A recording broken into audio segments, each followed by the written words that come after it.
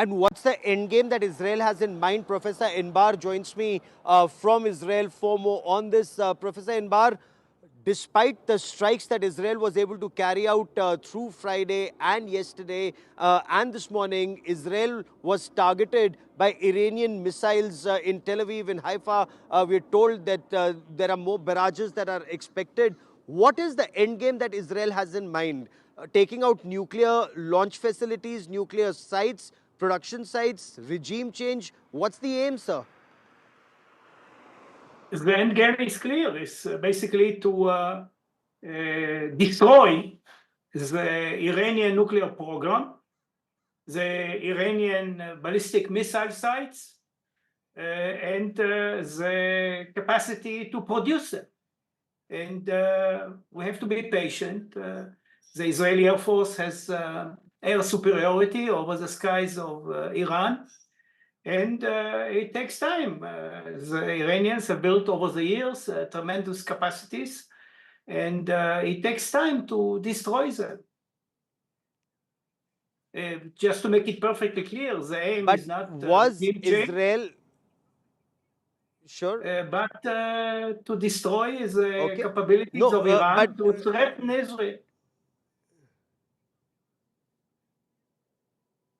But in Israel, is there stomach for a fight? The fact that some reports say more than 25 people have been killed. There are reports that say some seem to indicate more than 30 people have lost their lives. Large building blocks have been taken down by Iranian missiles, including in Tel Aviv and Haifa. How long will Israeli people be willing to shed blood for what some describe as Benjamin Netanyahu's indefinite war? I think the Israeli people understand that the Israeli agenda in this war is extremely important. And they understand that allowing Iran to acquire nuclear weapons is an existential threat for Israel. And therefore, they are willing to take the heat. Actually, the estimates of the government for losses were much higher.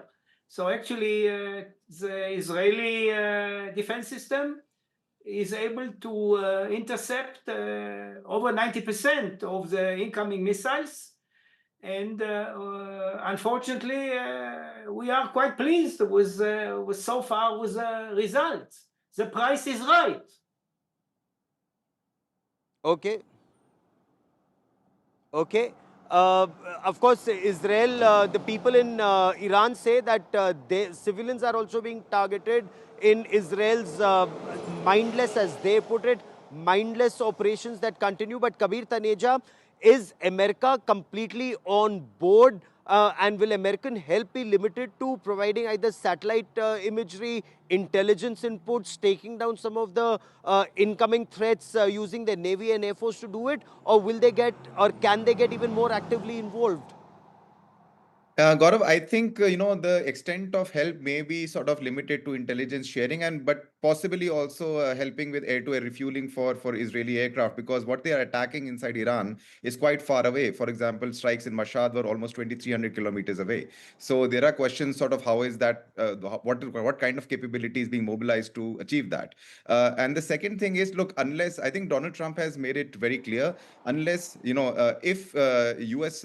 Soldiers in the region are attacked, and we have to remember there are US soldiers in Iraq and Syria alike. If they are attacked and if there are fatalities, if there are American fatalities, it is only then when the US is going to enter, because we have to also remember that Donald Trump's base back home will not appreciate another foreign war being started by the president. He ran his elections based on criticizing foreign wars, criticizing America's role as Pax Americana on the global stage.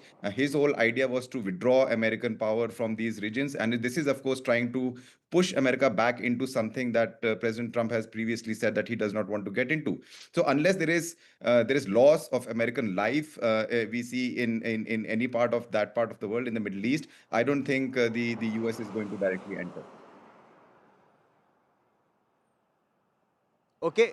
But Sandeep, it's very curious how America is roping in Pakistan at a time when Pakistan, some in Pakistan claim that they stand with blood brother Iran, and some in Iran say that Pakistan is not very reliable. Will they stand by in a nuclear attack or will they not? Gaurav, the Pakistanis will not stand by the Iranians. That's very clear. And it appears that the United States wanted to make doubly sure that Pakistan would not stand with Iran, which explains the outreach. I mean, we have been baffled here. We've been trying to make sense of it over the last month or so. The statements that have been coming out of the United States, the IMF and the World Bank assistance to Pakistan, all of this is now making sense, Gaurav. It's part of a plan, and it's most likely true that the fact that the Iran agenda was top front and center for President Donald Trump, and he wanted to get Pakistan in on this. The fact that Pakistan is so, it shares a very large border with Iran, and the fact that it has many Air Force bases, the Pakistan Air Force bases that are there, that are closest to Iran, which the United States could also use in contingency. But the main thing was to keep Pakistan out of this scrap between Israel and Iran, Gaurav. The fact is they did not want that the possibility of these two countries coming together, however unlikely and remote it might seem, because the Pakistanis are not going to take sides with Iran, because of course there is the religious angle, because it's Pakistan is Sunni and Iran is Shia. So Iran is pretty much on its own in this battle, because neither has China nor the Russian Federation come to its assistance right now. So it's fighting this battle with Israel all by itself, Gaurav. And Professor Inbar, what is the time frame that Israel has in mind before Iran folds? If folding is what you expect, that their missiles are no longer a threat to you and that they give up their nuclear weapons program, but then Iran insists it will continue enrichment of uranium inside Iran for peaceful uses and not outside, because it wants to control the enrichment. Will Israel be okay with it? Will the US be okay with it? And is there a time frame in mind, sir? I think the negotiating American position, which is backed by Israel, is quite clear. No enrichment facilities on the Iranian soil.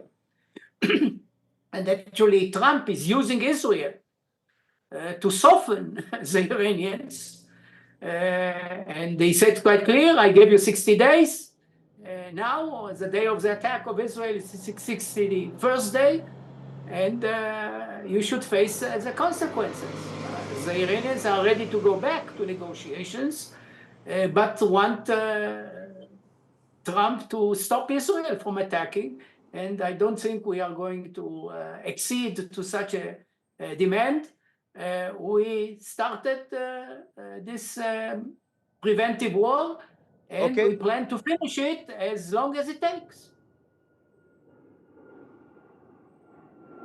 As long as it takes. It's been on virtually indefinitely against Hamas and Hezbollah, though they've been considerably weakened, Houthis weakened, and now the Iranian regime weakened. In your appreciation, Kabir Taneja, the last 30 seconds I have on this part of the show, how long is this war likely to continue? How long can Iran withstand the Israeli attacks? Gaurav, I think the war is going to continue for some time at least, because, yes, Iran is in a fairly weakened position, but I don't see Iran capitulating on the nuclear question.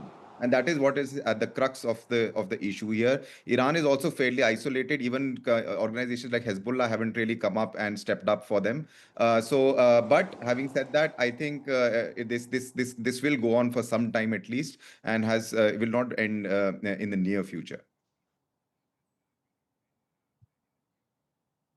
Okay, so I will let that be the last word on this part of the show. This is a story we'll be tracking very closely.